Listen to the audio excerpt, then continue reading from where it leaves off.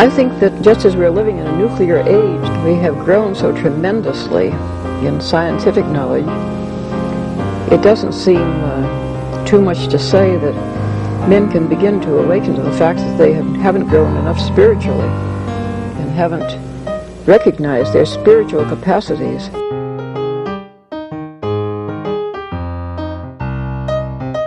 Once something like eating is death, then you've struck at the very heart of life. The enemy of the older radical theories may have been the ruling class. But today the stakes of whether we will reform ourselves into a new kind of human being, a new kind of society, whether we will find selves worth being, the stakes of it are simply life itself.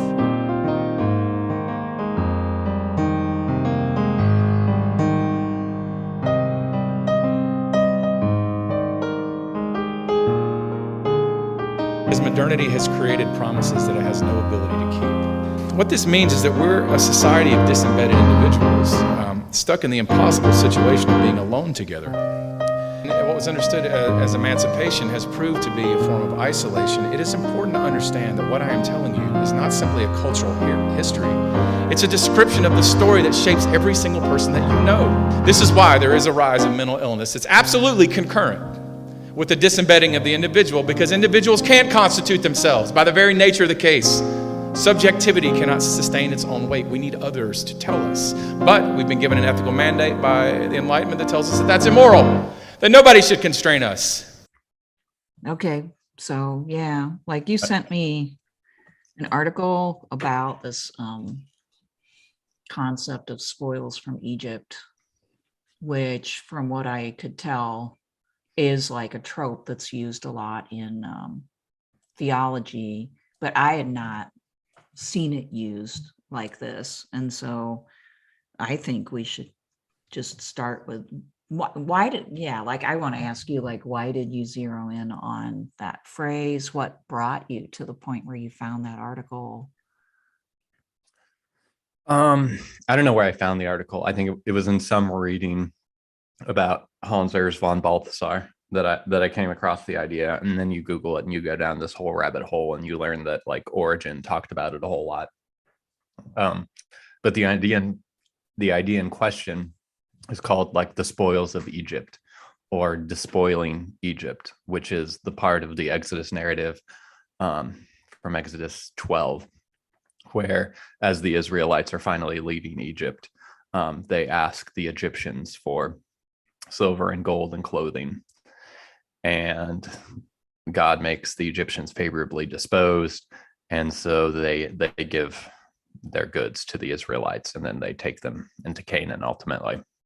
And then there's a section where they say, so they plundered the Egyptians, and various church fathers, including especially Origen, use this as a kind of like typology for the church, where Christian theology can plunder the wisdom of like Greco-Roman pagan philosophy and sort of refine and redeem whatever is like true and good and beautiful in these ideas, because they're not in scripture or the explicit Christian tradition doesn't make them wrong. Mm-hmm.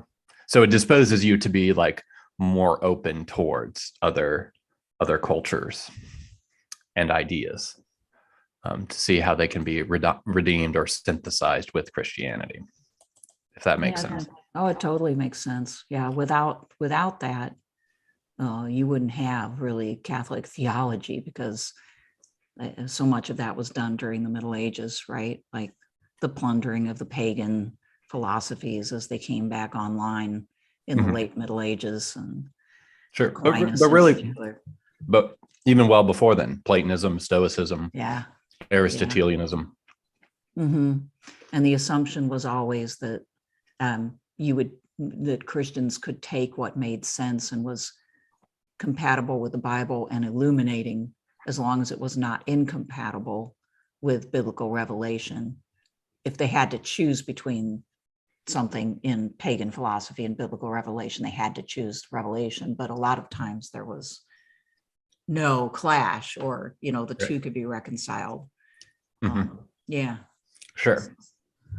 And the reason when I came across this idea, I'm like, oh, this is something I've been thinking, or I've been kind of like looking for this concept because in my journeys through like leftist theory, when I run into various kinds of religious and especially conservative religious people, they're basically making an argument that no, we can't spoil the Egypt of like post-enlightenment modern critical theory.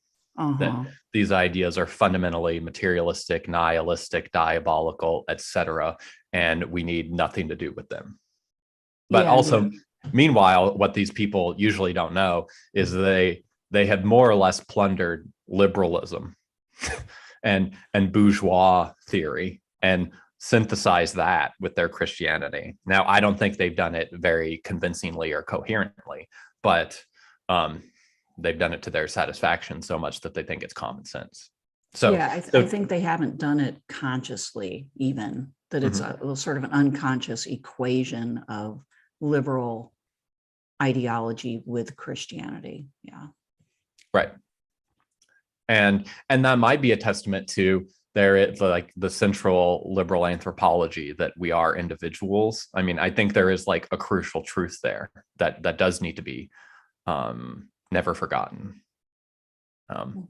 That's true as far as it goes. Now, does that mean that like everything can just flow from consenting individuals, or we need to avoid thinking about social structures or any need for like a revolutionary reconstitution of society because everything just comes from individuals and their beliefs? Like, I don't think that follows. Right. It's liberalism is sort of the abstracting of that one, or, a few principles that there is some correlation with Christianity into the whole, right? Into everything that matters. And so the social nature of human beings is discounted. The spiritual nature of human beings is discounted. So yeah, like I know the article talked about critical theory a bit, didn't get on straight up Marxism, but I think that, I agree. Like, obviously these days, a lot of Christians are trained to think of critical theory and Marxism as evil and therefore not to be engaged, period. And you're saying, I think, that runs counter to the Christian tradition and the way that Christians have in the past approached philosophy and secular thought. Yeah, or at least how like elites within the Christian tradition have handled things. Right. And then it trickles down, maybe. Maybe, but maybe not. And it depends on, and I mean, liberalism is a case in point of, well, the elites have assimilated it. It has trickled down. It is people's like material social common sense. So of course it makes sense to them. And like liberal individualism has enough overlap with like a genuine Christian personalism that the two can be conflated and equivocated. And so I think that's partly how it functions for a lot of current day religious people. And my argument, to kind of briefly restate it, is that I think they have, if we imagine these as like just like crowns or jewels or treasure chests or whatever left over from like the Enlightenment, they have correctly rejected in the leftist tradition, let's say like materialism, the like authoritarian attempt to get rid of any hierarchy whatsoever, viewing a sort of trans-historical development of class struggle, and the materialism and the nihilism embedded in materialism, I think. This idea that somehow or other we can just take over the state and then it's going to sort of, through its monopoly on violence, create a new society. I think religious people, conservative or progressive, are right to like reject these things largely, if not entirely. But to me, what they're missing, and more what I take to be the core of what Marxists are talking about, is the idea that capitalist society or liberalism is abstractly dominated by capital, relations, and logic. I think that's a crucial thing that we shouldn't let go of, because that seems to be very real, even though I only vaguely understand what abstract domination is, and I would really like to learn more. But this idea that there is this logic that dominates everything we do, and it's not the outward forms of how we experience our life, it's this more inward kernel. Right. I think that's a crucial thing, and most people don't talk about that. And I think part of why, because it's very disturbing, because it indicates there's this like quicksilver logic that drives everything we encounter, but yet is not that. And what do you do with that? What do you do with that question?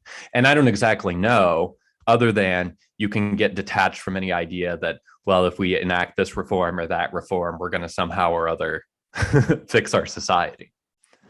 Right, right. Yeah, the liberal ideology sells people on the idea that we are free to choose. And at the individual level, like Milton Friedman said, free to choose. And of course, but at the same time, there's these market imperatives. I just got done teaching sections of Ellen Wood's The Origins of Agrarian Capitalism, and she makes the argument that capitalism occurs actually first in the agricultural setting in England, when most peasant farmers are driven off the land in favor of tenant farmers who rent land, grow food, sell it on the marketplace, pay their rent. And this system, which was codified in law, created imperatives, meaning like literally the tenant farmers, the landowners, the customers, everybody in this process was like pretty much really coerced. Now you could say they were free to choose. You can be a tenant farmer or not. You can like choose to lose in the marketplace by selling your goods below, what you could get for them or something like that. You can choose to lose, but of course nobody's going to do that. So my point is that, we believe that we are free to choose, and that this is like the most fundamental level of human freedom, which in the Christian view, literally it's not, it's spiritual freedom. But this is one of those conflation points where, like US Christians believe that their marketplace freedom is their freedom. But in addition to that problem, there is not that freedom in reality, because as Ellen Wood says, you are driven by these imperatives, these coercive forces. Once that takes place, right, you really don't have the freedom to choose, to live any way you want and to do what you want. Is this kind of like, is it the imperatives of the market that you're thinking of here? Okay. Right. And these imperatives of the market, like Marxist concepts of them would include things like value and like circuits of labor, and the question of like, how is value constituted, and to what extent is it through like the laboring process, through what extent is it through the transactional process, to what extent is it through like commodity value. It's all very complicated, and I barely understand it, if at all. But my point is only that I have some vague sense, and it's the inner bourgeois in me. I have some sense that like these things are very important, even if we don't really understand them. They're creating the conditions for our society to even function. Yeah. And it is in that bubble that we are then free to choose. Yeah. They're important. People don't understand them. And I think part of, I'm going to say something kind of anathema here, but like people find them boring. I always point out to my, to students, like some of the most important things, the things that dominate your life, such as these market imperatives and all these things, as well as like, your access to food and water and air itself. These, talking about these things, people find boring, which is ironic. They're the very essence of life, And in a capitalist society, if you don't know those mechanisms, if you don't understand how they operate, and most of us don't, then how could you possibly, act in a way to free yourself from those restrictions? Right, which brings me to the second sort of Egyptian treasure chest from critical theory I want to do more research and talk about. First was that abstract domination question, and then the other one is the question of the revolutionary subject, which what the old left meant like the proletariat, because the idea went something like it's only the proletariat who has the motivation and the means to actually change capitalist society into a socialist society, because they're situated within the production process and they have the incentive to do so. And then by the time you get the new left, and I would argue a kind of like liberal recuperation of leftist theory, then you enter, well, we've given up on them, so what are we going to do? Who's going to be our revolutionary subject? And it's like, well, women, minorities, the third world, students, because they're not fully integrated into the system. These people are going to be the revolutionary subject because, I guess, the same reasons. And I would argue we're living in the afterbirth of that, and that seems to be clearly not going to be the case. Oh, that they're not going to rise up? Sure. Yeah. Just because they're disgruntled by not being treated completely equally does not make them the revolutionary subject who can rise up and take a hold of the means of production. Sure. Yeah. And then inculcate a new mode of production. Right. They're not at the, well, I shouldn't say it. I was going to say, like, they're not at the heart of the means of production, especially now. Right. Sure. Right. Hence the cultural turn of the 60s and the new left. No longer was it about controlling production. It was about controlling culture. Because so when the idea somehow or other our culture becomes the economy. Right. So there's where we really lost our grip on the material basis of inequality. I think, or it was certainly a market step. Yep. Yeah. And again, I don't exactly know what to do with this concept or how to fully Christianize it, but I think it's worth asking. The more I've delved into like more radical Christian arguments for a new society, is that it's very understandable. And so I don't want to fully discount it, but there is a marked disinterest in the idea that Christians or the church would somehow or other be the revolutionary subject. That is very much, and I get it. There are serious questions about original sin, human frailty, the extent to which the current dispensation we're living under is divided into a city of God and a city of man, church and state. But it seems to me what very few of these people are giving me the elaborate apology as to why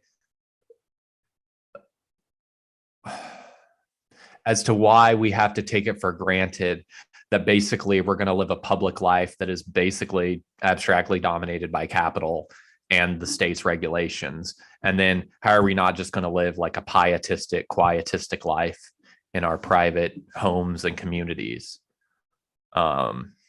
Is that good enough? And it may be that is the best we can hope for. But I mean, part of the problem for the Christian religion right now is that if that is the best that you can hope for, it doesn't make Christianity a whole lot different than a lot of other faiths that you could choose from, as well as secular options like meditation, civic groups, service organization membership. I mean, it doesn't like stand out from that crowded field of like lifestyle options, all of which are designed to help you kind of cope with the abstract domination rather than, change it. Yeah. Right. And I guess the defense, if I were to put in a defense for, I think the counter argument would be something like, well, the only way we know it is because, again, on the other side of this veil of life, the fruits of the various religions will show themselves to have been either efficacious or not. And there's a more moderate example of, if we closely looked at how Catholics and Orthodox that are regularly consuming valid Eucharistic or valid sacraments. We can see in these more finer ways how they're leading more exalted lives than inferior religions, let's say. So if the main purpose of Christianity really is nothing but achieving heaven, Mm-hmm. then Theosis. that argument kind of is somewhat persuasive. And I'm not saying that isn't a part of it, it is, right? I mean, but it's, and I'm not, I'm not a biblical scholar, but it seems to me that there's quite a bit of evidence from the Gospels that it was not supposed to stop there, that Mm-hmm. you were supposed to live your life differently. You were supposed to treat other people differently.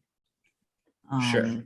And here's where I would just ask, does that mean that in our private lives and to some degree in our public lives, do we just act like slightly more virtuous or maybe way more virtuous normal people? Or does it mean we're supposed to link up with similar people and actively change the social, political, material conditions of our lives? Right. Yeah. Well, I mean, not to get us too far off track, but I've been watching The Chosen. Actually, I went through like the whole 2 seasons in about 2 weeks. Okay. I would recommend it. Anyway, it's a popular but well done like take on the disciples and Jesus as Jesus's ministry gets started and everything. And so it gives you a chance to go back and contemplate what it must have been like for these people when he comes along and says, follow me. And it means like you're going to drop your fishing business, or you're going to leave your wife or husband, or you're going to, you're going to leave your total life of like debauchery. And now everything is going to be really different, and you're going to be poor, and you're going to have to just rely on faith because Jesus ultimately will come through. It's so like challenging that it's hard to imagine people take. And one of the people that's featured in this is Nicodemus, who is asked by Jesus to like follow him. And Nicodemus knows he's talking to God. And yet ultimately he has like wealth. He's got, his sort of like rabbinic sinecure. He's got his wife. And he just, like cannot leave that life. And so at the end scene, he's like lurking around the corner. Jesus looks back to see if he's coming with him, and he knows he's not. And Jesus says, you are so close. And Nicodemus tosses a bag of gold coins for the disciples to take with them so that they at least have something. To me, that's like the type of Christian that you're talking about, is like they're more serious than the average bear, but they're not willing to like leave their comfortable place because it is a high price. So instead they throw the bag of gold at the church building or whatever the project is. Mainly it's buildings, from what I can tell, is what churches like want you to pay for. Okay, that's a bit cynical, but yeah. So like you toss the gold coins at the building or whatever, and then, you're kind of guilty about the fact that you haven't done better, but now you can go home. Sure. Sorry. No, I mean, I get it, and here again, there's a serious question of to what extent then, if a higher form of discipleship, is it just going to a monastery or out into the wilderness, or is it a kind of, is it the kind of image you would get from plundering Marxism, where it's like, or are we trying to build a new society? Which of these two things, or maybe both, does true faithfulness look like? Well, I mean, to tie these things together, what I'm hearing is, if we plunder Marxism to try to understand like the structural domination of capital, then we're one step closer to actually seeing how we can get beyond it, or why it is that like actual, cooperation with each other and perhaps taking action to overturn capital at some point is necessary. Mhm. Yeah. I think so. And I think, so I've been sucked down a rabbit hole in the last couple weeks. I found some sort of think tank called New Polity, and they're all about doing like what they call like post-liberal. Basically, they're about promoting Catholic social doctrine. And this, it's still early on in me looking into them. But one of the striking things about them is that once you get past this veneer that they are these radicals and they've somehow or other seen their way out of liberal theory, is that when you look at their theory of revolution, let's say, or their theory of social change, it still seems to me to be fundamentally liberal in the sense of we're going to create a bunch of good Catholic liberal subjects. And then somehow or other, these Catholic liberal subjects are going to somehow or other create a Catholic society based on distributism, subsidiarity, the common good, universal destination of goods, et cetera, et cetera. But they don't seem to have a real materialist critique of how societies work. And without that, what you get is, we do have a lot of Catholic churches, very strong Catholic communities across the country in certain places where most of the people in any given in the town are Catholics or a strong element. We still have that in some places, but what you see is kind of like people go to church, they go, have the Roman sale once a year, or they do support the Life Choice Ministry outfit or whatever this type of thing. And they have like pints with the priest, events once a month or something like that. And there's a little bit of a panache of or a veneer of Catholic culture, but that's been around forever. That's basically like church that's a little stronger. But it's not like these Catholic communities have transitioned over to, actual more strong communities. If they are, it's because they're like in some little pocket of the country where people still know each other because, neighbors, and it's more like the neighbor angle. Yeah. Or I would say like the material and social conditions. Yeah, right, exactly. Of people who still are living in a place they've lived in their whole lives, know each other. But it's rare. It's rarer and rarer. And the Catholic Church isn't necessarily, or any church is not necessarily like promoting that approach to life more generally. Sure. Right. And the irony of what I'm finding with these New Polity people, I think, and I'm not interested in critiquing them too much, other than they seem to be sympathetic or symptomatic of what I see in the rest of the culture, is that at the end of the day, there's still this idealism that somehow or other, what's going to fix this is better catechesis and indoctrination. Right. And I'm just saying, and I checked them out. Thanks for, I didn't know about them, and they are interesting and they do make some good points. But basically what they haven't factored in is, if you think that is really the answer, let's look at the examples of people and places where that is done and ask yourself, is it the answer? Has it yielded the other things that you are aiming at?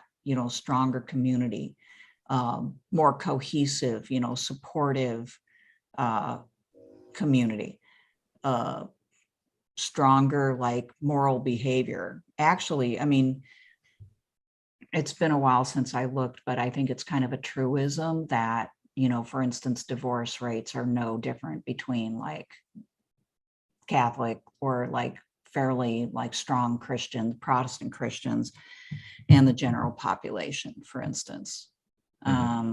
So there's no necessary like spillover effect just from getting your doctrine right and doing a little bit more in the way of your, Catholic focal lens.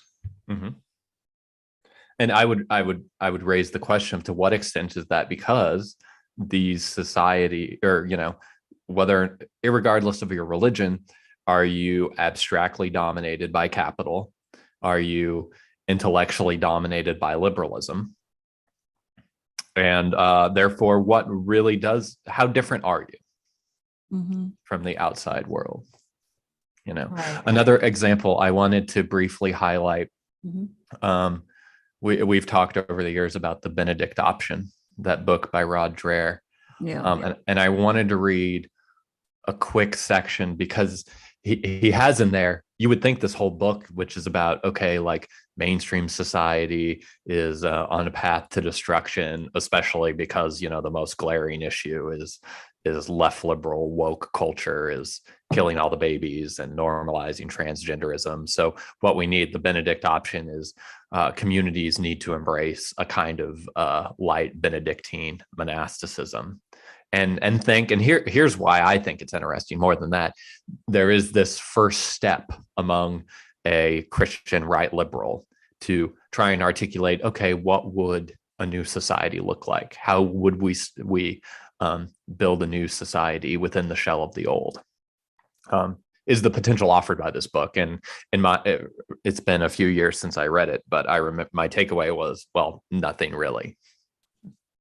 in terms of asking the questions that we've been asking, there is no answer. But I wanted to read this section. It's called Rediscover the Trades. Okay. And he writes, for some Christians, this is on page 190 if anybody has the Kindle edition or the book. Rod Dreher writes, for some Christians, the transition from mainstream society will be as radical as the one Brother Francis made, shifting from working with one's mind to working with one's hands. And it might be more spiritually profitable too. Sam McDonald is a Catholic who oversees the parochial school system in rural Elk County, Pennsylvania, 2 hours northeast of Pittsburgh. Though the county is not the industrial powerhouse it once was, there are still significant manufacturers there. Elk County, population 31,479, is heavily Catholic and culturally conservative. MacDonald, a son of Elk County, was one of the good students encouraged by the culture to leave and make his way in the outside world. After earning a Yale degree in the mid-1990s and working as a journalist in Washington, D.C., he eventually returned with his wife and kids.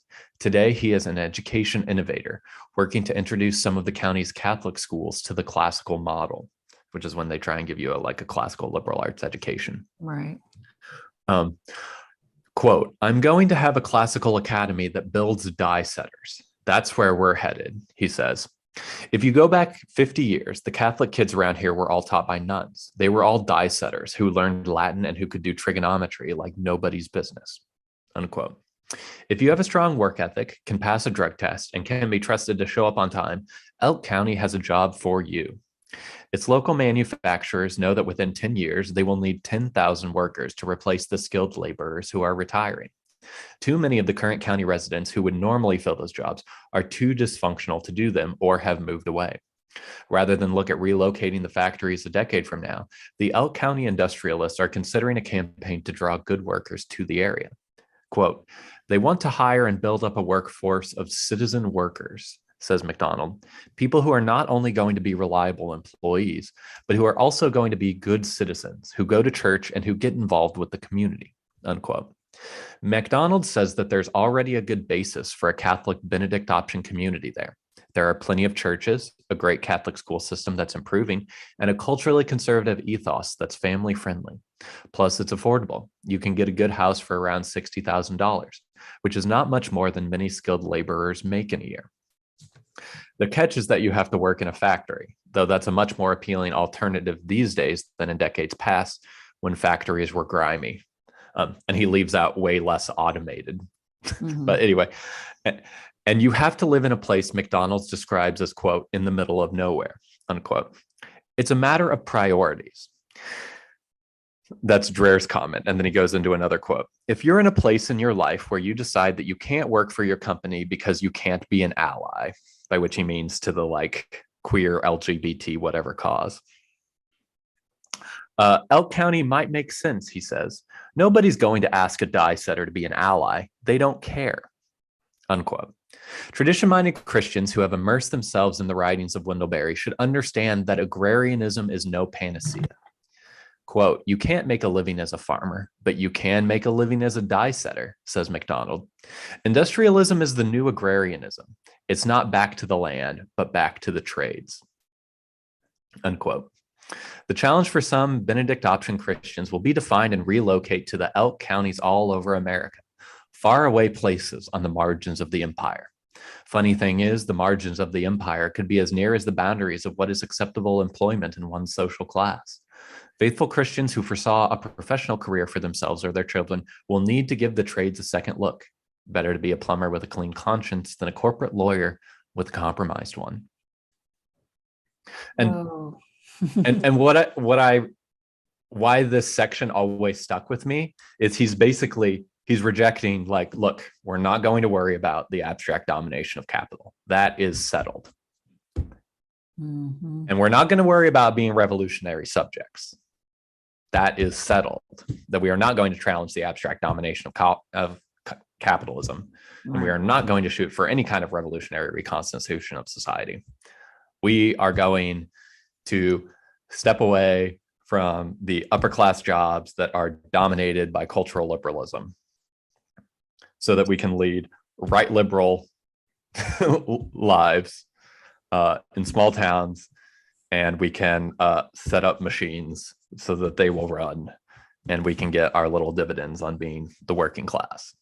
And then you can go to your Catholic church and be a member of community, whatever exactly that means in this context. And it is, what does he say? It's a matter of priorities. Mm-hmm. So take your, low wage and like it. I mean, there's several things I hear here. One is we're just all going to be good boys and girls. Yeah. And we're going to stay here and do this work, and we're going to be grateful for it, and so we're going to, we're just going to kind of serve the capitalist master, first of all. Yeah.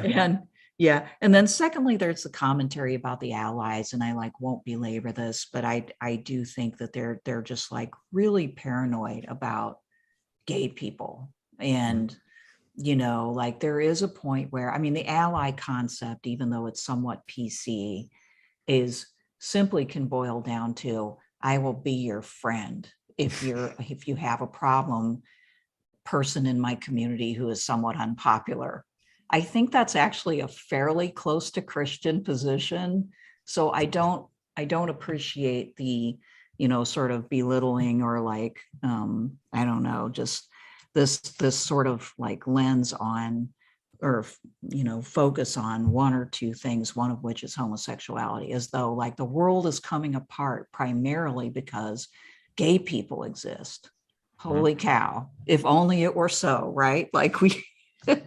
If that was the extent of the issues that we've got. So and they're running away from the fact that your little die setting company, as soon as, it's cheaper, despite the fact that you're all good little boys and girls who are keeping your heads down and going to church and doing your job for a little wage, no matter what, when it gets cheaper to do that in China, or they can completely automate it, guess what? They aren't going to need you anymore. And so there is kind of though they're accepting the power of capital, they're also in denial about its power, as though they can kind of harness it by, we'll just all go to one little town. We'll be such good people that they won't ever want to leave. We'll have to keep pleasing them, but we can do that. That's not how it works. That's the biggest problem we've got. But I think there again, this is partly what you can't see when you don't have some sense of the abstract domination of capital, because then you're like, oh, well, the industrialists in the area are trying to attract people instead of moving. And it misses the real tragedy of modernity is that, or one of them is that, capital actually isn't good for the industrialists at the end of the day, that they too get stabbed in the back, not just the workers, because eventually it's going to be cheaper Yes. Just want to make, for them to sell out or go under because of competition. Right, right. Almost everybody ends up getting stabbed in the back at some point in this system. And notice that, in order for this to work, all these traditional types have to go to these towns. So they got to leave their connections that they've probably barely made wherever they came from. They've probably already left their family and extended family to like pursue careers. Because that's what, this is one of the bigger consequences of capitalism, is that it just breaks up communities and families. And now they're going to choose to live here for this reason, so start over again. Sure. And yeah. Right. And his idea that so just because you're a die setter and you don't have to affirm your cubicle mate's gender identity, does this mean your conscience is clean? What are you setting the dies for? What are you making? Who's buying them? Right. Good point. Are you going to object if it's I don't even know what a die setter is. Does it have to do with printing?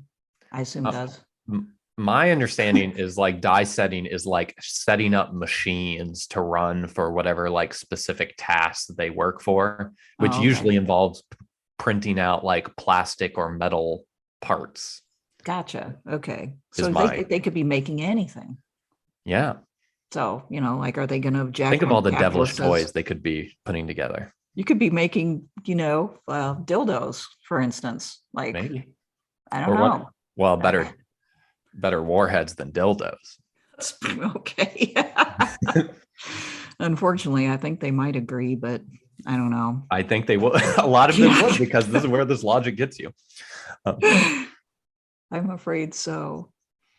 So, I think it's like a real defeatist, kind of nostalgic, and ultimately kind of stupid, retreat that is being proposed here. And I'm trying not to be rude, but it just is, it's like way little, way too late. But then I think part of the concept literally is we're just trying to survive, and we'll create these pockets of kind of moral rectitude that will hopefully outlast the cataclysm that's going to happen. And then we'll kind of like reestablish larger Christian community after all of this implodes somehow. Right. Which is the conservative Christians version of like the insane techno-capitalists that want to go to Mars to build a new society. The idea is still us virtuous people are going to somehow or other build a better society in a hypothetical future, while we default on the responsibility to build one now, here. So you're saying they're the Elon Musks of Christianity? In that sense, yes. By presuming that, one, they are superior. Now, in the conservative Christians' case, it's because they have a correct Christian metaphysics and virtue ethics. And then in the case of Musk and them, it's because they have money and technocracy behind them. But I think you can draw this, they have a convergent mentality, which is, well, in the present, I get to be a patient and sort of just passively wait and maybe batten down the hatches. And then at some point in the future, when something radically shifts things up, then I'm going to be an agent who actually takes hold of the situation. Right. Yeah. When things open up and I can, but right now, all I can do is kind of just survive and protect, kind of like batten down the hatches. And right. Because there's just a dust bowl coming at us. And what are we going to do? Right. Let's shove some towels under the windows to keep as much of this dust outside as possible. And it's just so like, they walk right up to the edge. These kinds of folks in Christianity walk right up to the edge of a critique, a fairly thoroughgoing critique of liberal capitalism, and then they back off. Like they do get that liberalism has like created some of the moral problems that they see.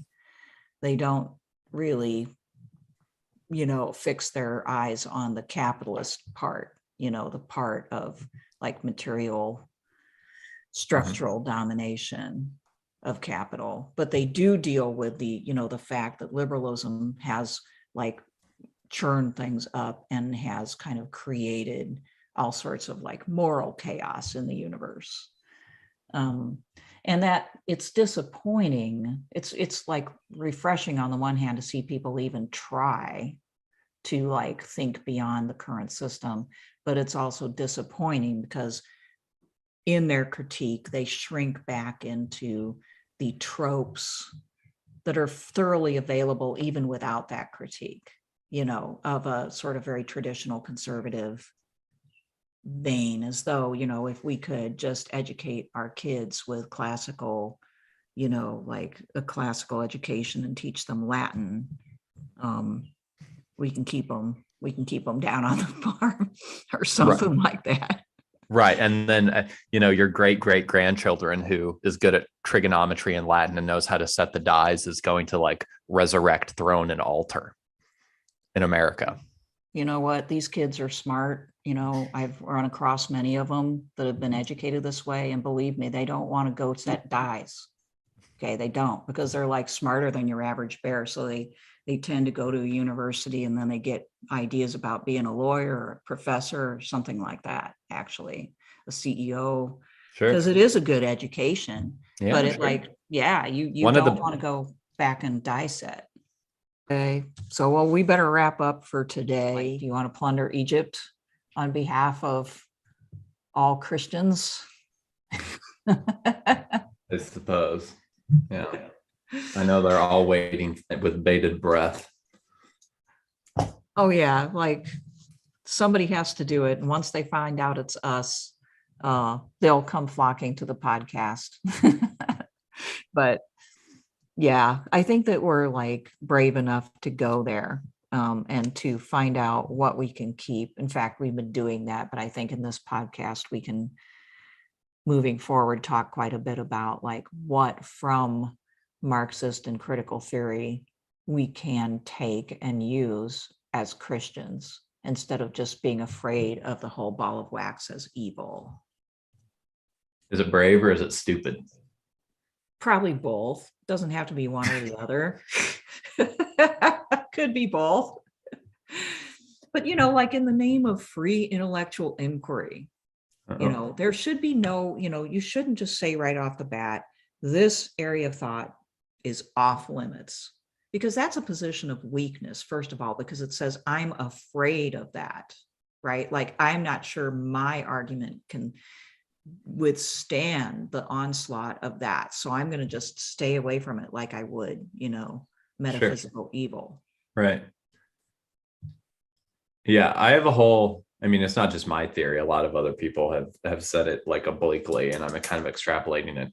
But I think part of what's happening at like all levels of society is that we're in a crisis of liberalism, and various groups are making like qualified retreats from various liberal ideals. And one of them is the idea that we should just have a free and open inquiry into ideas. Some people are like, no, we're going to be platforming bad ideas, or we need the state and or the school administration to restrict ideas. Right. That's one way we're doing it. And then what's so problematic of that is then you have like people that think it's very profound for them to just stand up for these classical liberal ideals, as if that itself is like super revolutionary, is going to solve all our problems, instead of like we're just tracking a collective decline from liberal standards. Yeah, well, it becomes almost reactionary because you're reacting against those forces of, that you just mentioned, that are either woke or they're like super conservative and want to limit people's options. And you're saying 3 cheers for free speech, but of course that doesn't go anywhere anyway. Right.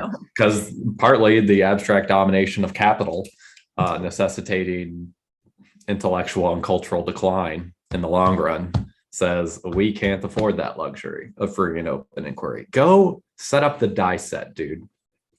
Yeah, right. Get to work. Keep your head down. Shut up. And read your newsletter on the weekend,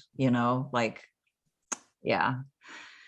course, our podcast could be that newsletter. So one thing I want to make clear is we don't want anybody to go away feeling good after listening to one of our podcasts, as though, all of your like issues, guilt, and feelings of trepidation and conflict are resolved because you've gotten your injection from us. Because I think that's the way a lot of these outlets function psychologically for people, is that it makes them sort of feel like, okay, I've got that part of my life squared away. I've got some direction. I can just listen to these people. And we want you to listen to us, but we don't want to and won't present this neat, tidy answer for you in a well-packaged format that makes you feel good. I think that's right. Yeah, you should take these ideas, go clean your room, and then go organize your community. Right. Don't just stop with cleaning your room. Although, if you can't get your ass out of the chair, that's the first step for sure. The IDW people are right. You should clean your room first. That's true. Absolutely. Yeah. Or to put it better, like, if you can't clean your room, what else can't you do? Clean your room, try and get a garden, try and make some friends, try and make a union. Yeah. One step follows from the other. But it's not all about you. It's not all about your psychological comfort. It's not all about, feeling good. We're not going to replicate church in this way. We're not going to have people go away feeling better, because in order to get anything done, you have to feel kind of bad. You have to feel like something is wrong. You have to feel like you haven't done very much and you ought to do something more. Yeah. And very quickly, these more abstract questions about the abstract domination of capital would become clear when you see that past a certain point, even basic transformations of your own life and certainly your communities are not allowed for by capital. Right. Like, very quickly, you will find the limit of what is possible. You're not free to choose, as a matter of fact. Yeah, that's the dirty secret that's hidden from view underneath all of our consumer activity. Right. And that's why we need the swirling dust bowl of all of these stupid arguments in which both sides are right and then in a wider sense wrong. Yeah. Well, this show is kind of like either an air filter or a laxative, depending upon your metaphor. All right. Well, why don't we, any parting thoughts before we go? No, I'm trying to figure out a rhyme, like when you're climbing up a ladder and you feel something splatter, diarrhea. Like what our version of that when you're trying to learn about the abstract domination of capital and you're